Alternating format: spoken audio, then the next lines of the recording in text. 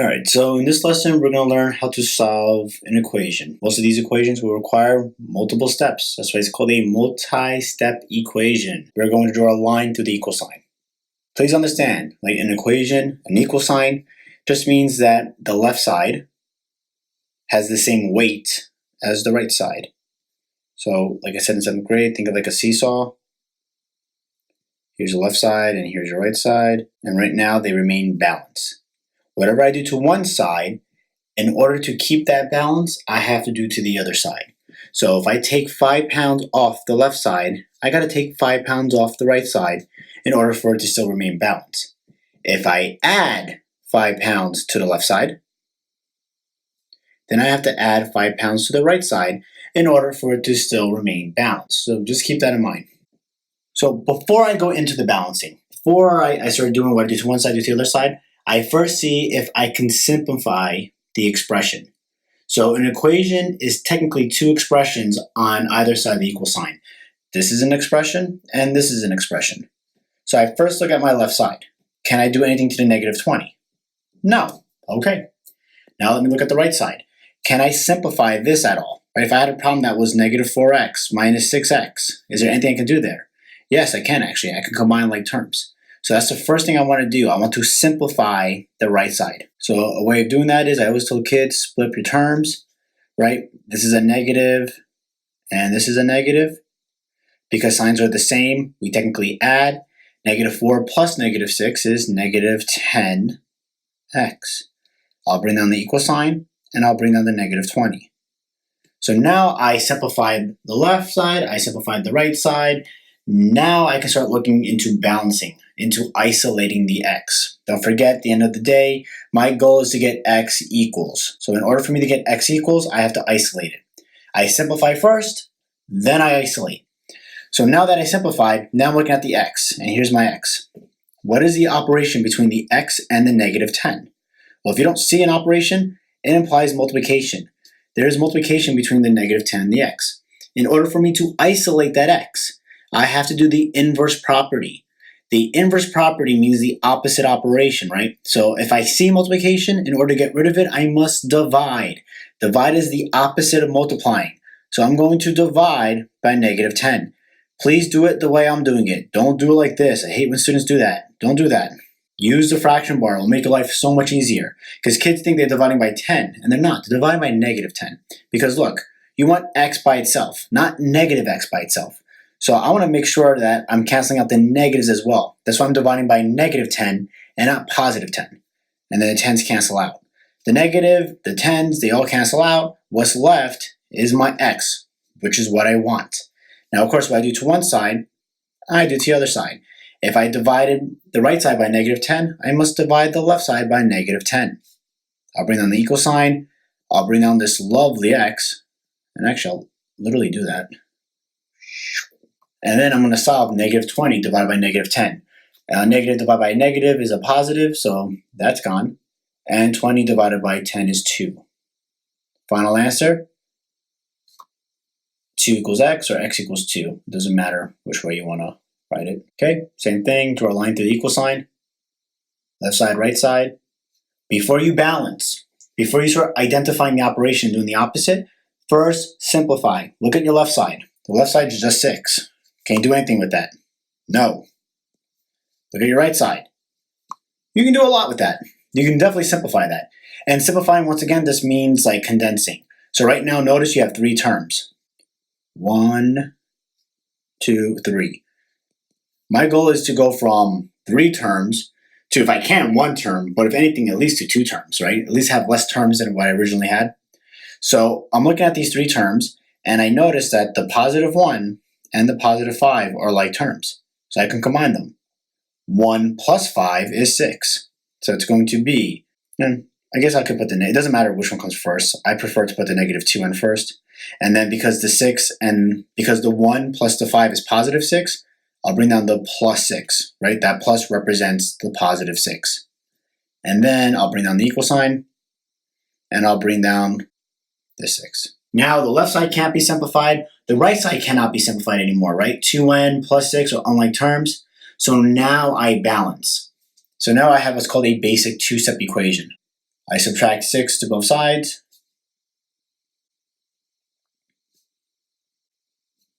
From there, the operation between the -2 and the n is multiplication. So the opposite is to divide. I'm dividing by -2, so the negatives cancel out, the 2's cancel out, and my n is all by itself. But what I do to one side, I do to the other side. And 0 divided by -2. Any number, right? When you do 0 divided by any number, you're always going to get 0. So my final answer is 0 equals n, or n equals 0. It doesn't matter how you write it. Okay, now the fun's really beginning. Left side and right side. All right, to be clear, the right side you can't do anything, so it's 36. Left side you can do a lot. You can simplify a lot. So here, you see how it's like a negative key or a negative symbol? You want a number there.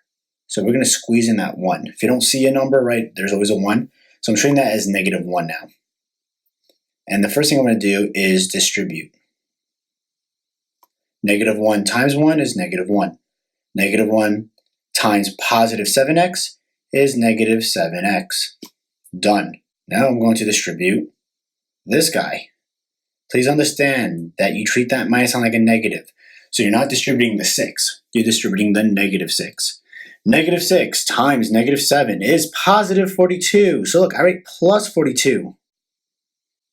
And then -6 times, put a little 1 there, -6 times -1x is positive 6x. Please, this happens all the time. I have a student do all the work, everything is correct, and they're like proud of themselves. Like, I'm actually getting this, and they are, which is awesome. And then right here, they mess up on the sign. They make this a minus 6x instead of a plus 6x. Understand, everything you do moving forward will be wrong. So you gotta be detailed. Take your time. Make sure the signs are all correct. One tiny mistake, and everything is wrong. It's not fair, but that's the way it is. Now I'm going to bring down that equals 36. Now I'm going to combine like terms. At this step here, right, now you're going to split up your terms. Remember, when you split up your terms, the operation is in front of the number. This helps you understand if it's a positive or a negative term. So that 1 is -1. That 7x is -7x. That 42 is positive 42. And that 6x is positive 6x. So out of these 4 lovely terms, these two are like terms. -7x plus 6x, right? -7 plus 6 is -1x. -1 plus 42 is positive, so I'm writing plus, is positive 41. Understand, if the answer was negative, I would have wrote minus 41. But obviously, -1 plus 42 is positive 41. And then I'm going to bring down the equal sign and the 36. And now you have a basic 2-step equation. Draw a line through the equal sign, and then subtract from there. -41, -41. Once again, you're allowed to use a calculator for this, but those of you who are not using a calculator, you can't subtract where the bigger number's on the bottom, so you do have to flip it. And then it becomes 5. But this is the catch. Because you flipped it, obviously the negative number had more players, so it's actually -5. Bring down the -1x. From here, you're going to divide by -1, divide by -1, and you get x equals 5. So listen, it's a lot of work. And anywhere here, one tiny mistake, and the whole thing is wrong. Now, one thing I didn't say in the beginning, but I did say it in our prior knowledge, but I'm going to remind you right now. If you have time, you have a calculator. If you have time, you can just plug it in. So I'm going to erase all this, and I'm going to show you real fast how to check your work again. So in your calculator, all you're going to do is you're going to plug in 5, wherever the x is. So in my calculator, right, I'm putting that negative symbol.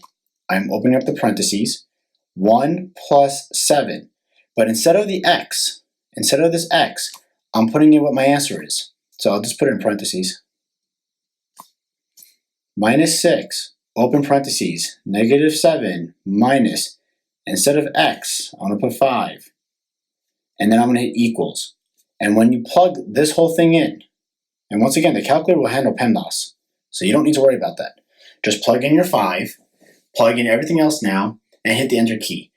If your answer ends up being 36, you know for a fact x has to be 5, and your answer is right. Final answer, x equals 5. Try this one on your own. It's the same thing. Look at the previous problem, right? The first thing you want to do is distribute.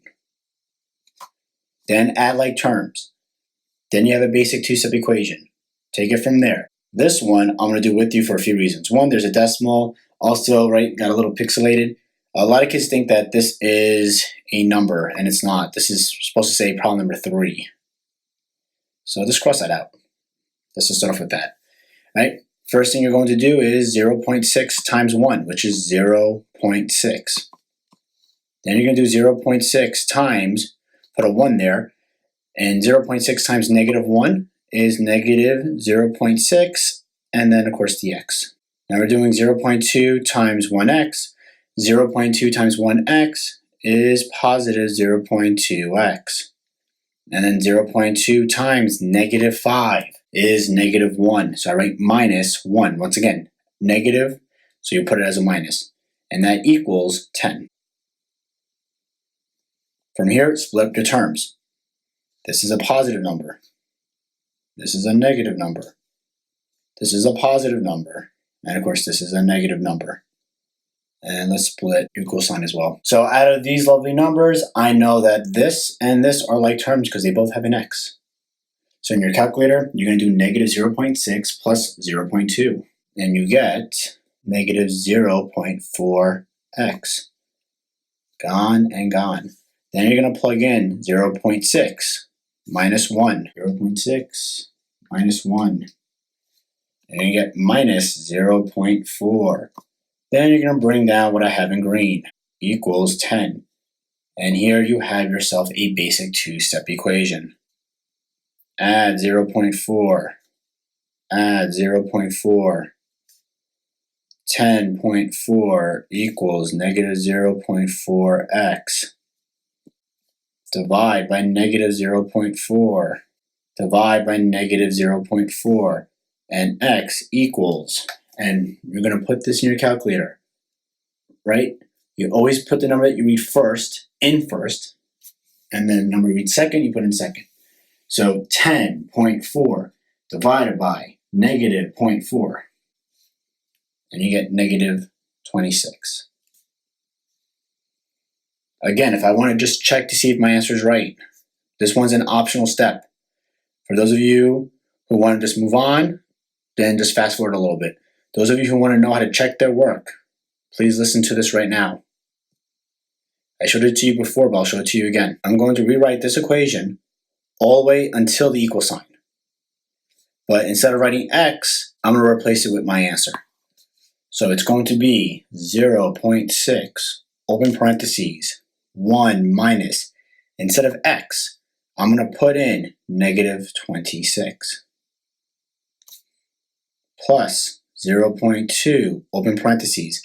Instead of x, I'm going to write negative 26 minus 5, close parentheses. And I'm going to put this in exactly the way I see it. And I'm going to hit enter. And if I get 10, that means my answer is correct. If I get any other number, it means that my answer was wrong. This is a very good way to check your work, right? This is one of the few topics where you don't need an answer key. You don't need me to be like, oh yeah, you're right. You can check it yourself, and you'll know for a fact if it's right or not. Now, imagine a quiz or a test. Imagine you checking your work, and you know you got everything right. All right, now let's move to this one. This one, you'll notice this is more of an 8th grade concept now. The letter is on opposite sides of the equal sign. So whenever that happens, you just have to balance and put them on the same side. So it's not hard. The only thing I want you to keep an eye on is please understand your goal is to get it so that the variable is on one side and the non-variable is on the other side. It doesn't matter if it's like this or if it's like this. And please understand, this is not a hashtag. This used to mean numbers back in the day. So I'm saying it's either a variable on one side and a number symbol on the other side, or a number on one side and a variable on the other side. And you'll see better what I mean when I solve this. So it's negative 10m plus 8 equals negative 2m. My job is to make it so that the m's are on the same side of the equal sign. So I either want this guy over here or this guy over here.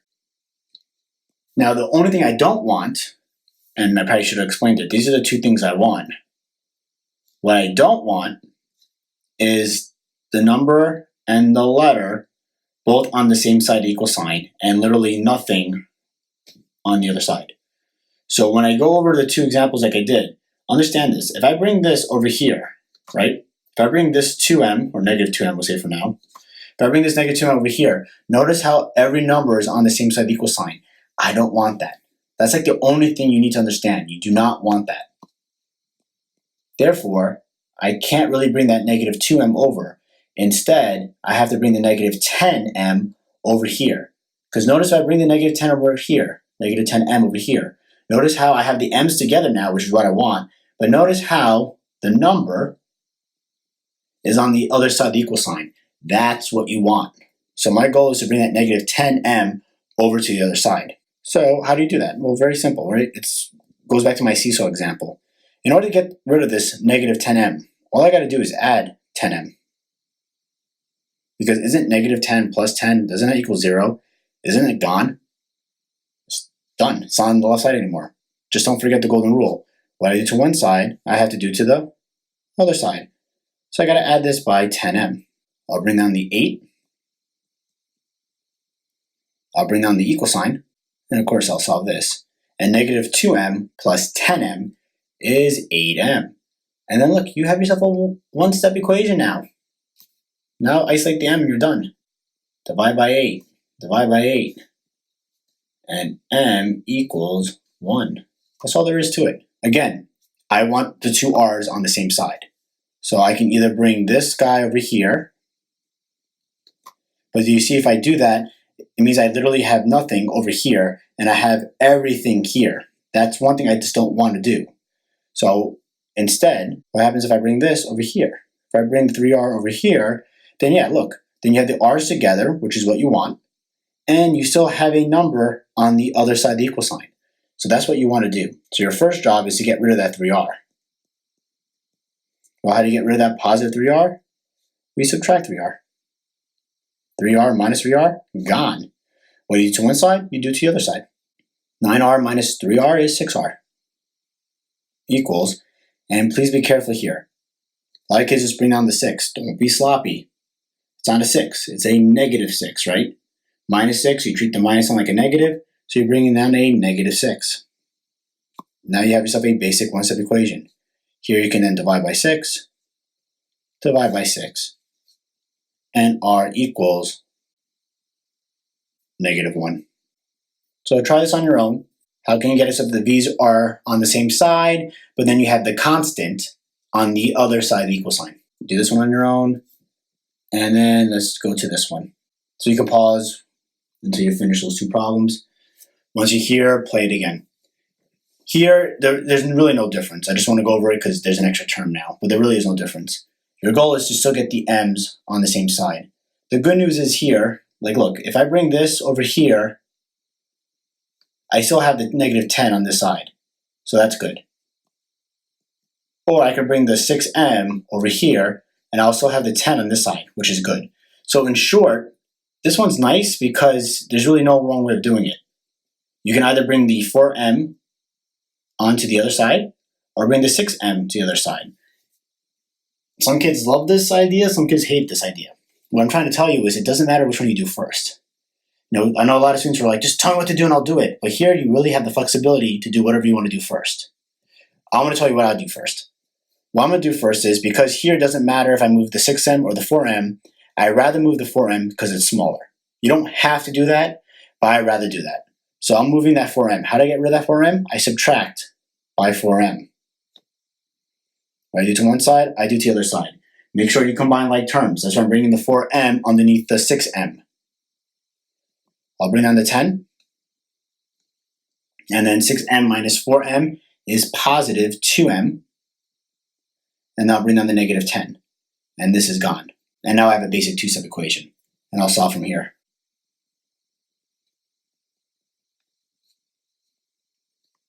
(2m) equals, notice how signs are the same, right? They both have a dash in front of it. They're both negatives. So I'm going to add, it's negative 20.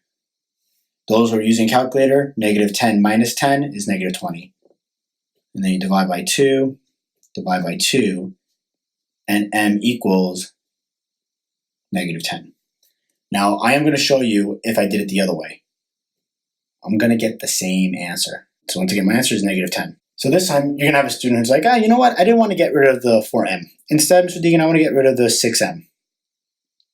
That's fine. Minus 6m. Minus 6m. I bring down this 10. This is gone. Equals, I bring down the negative 10. And then 4m minus 6m. This time the 6 has more players, so it's negative 2m. Now I have a basic two-step equation. I add 10. I add 10. 10 plus 10 is 20. Equals, I bring down the negative 2m. I divide by negative 2. I divide by negative 2. And m equals 20 divided by negative 2 is negative 10. Same answer. I definitely recommend getting the m's together first, because then afterwards it looks like a basic two-step equation. So go ahead and try these on your own. Call me over if you have any questions. They get a little bit more complicated, but you have this. And then we have just 2 more examples. So here we have to convert a bar notation into a fraction. There is a shortcut to this, and I will go over the shortcut for those of you who are struggling with this, but I won't do an online lesson on it. So do it this way first, and if you're like, oh, this is so hard, there is a shortcut to it. The only problem is the shortcut doesn't work all the time. Like the shortcut that I'm talking about, it actually will not work for this problem. It would work for this one though. It will work for this one though. The shortcut works majority of the times, it just doesn't work always. Obviously the method I'm going to show you now works always. So our goal is to convert this into a fraction.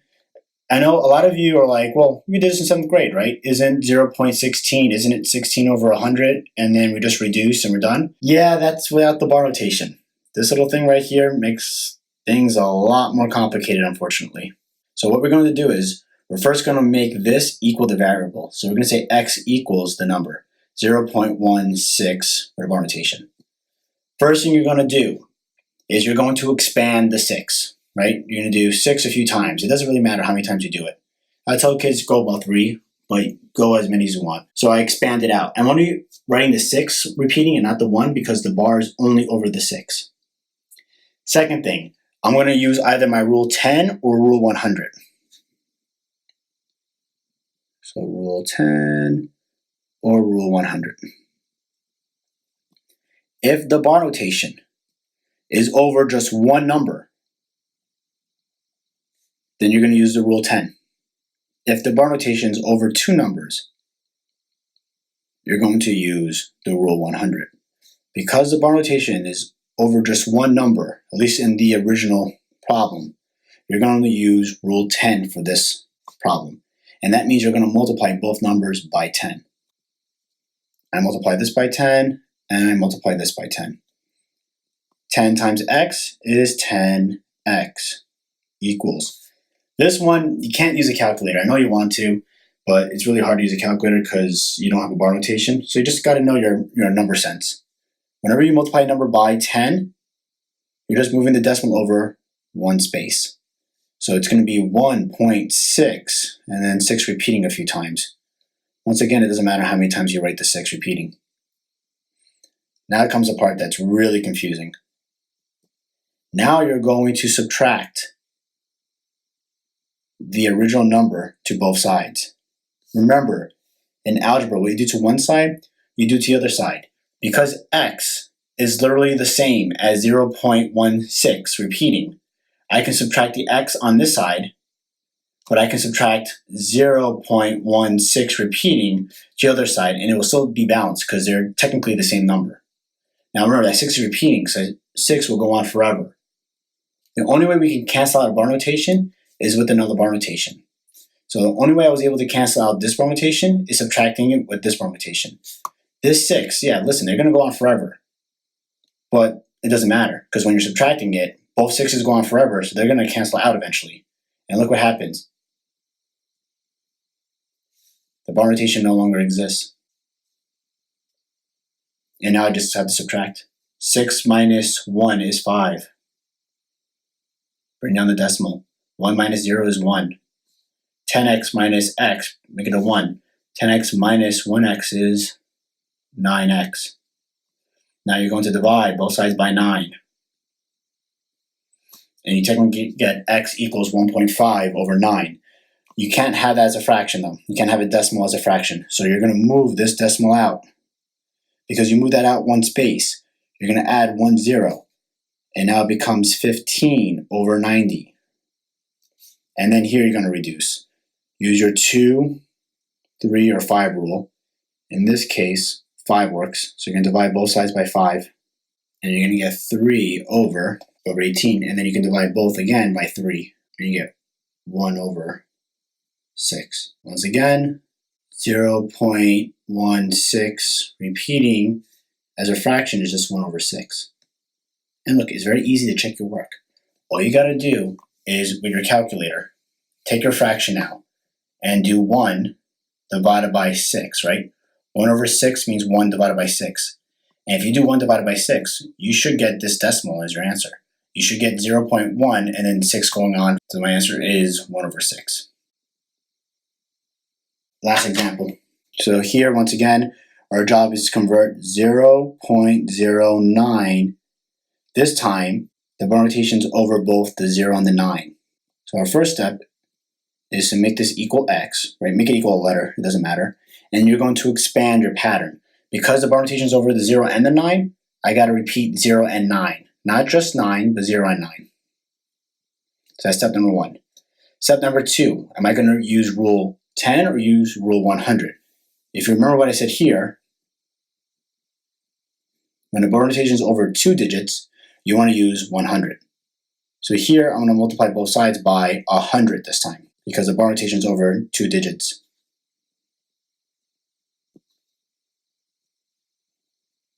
So 100 times x is 100x. When you're multiplying 100 by a decimal, all you got to do is move the decimal over 2 spaces. So it becomes 9.090909. Just keep on repeating, right? 9, because the decimal's here now. So it's 9.0909.